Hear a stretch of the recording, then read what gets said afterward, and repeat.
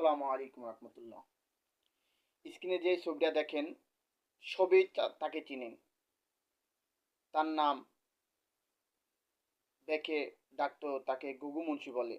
সেই চরমনায়ের একজন ফরেজগার মুত্তাকি মুজাহিদ।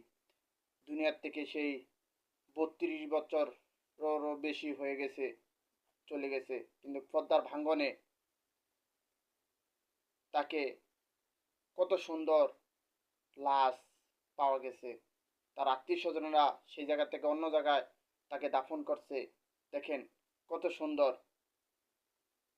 কাপড়ে একটি দাগও লাগে নাই।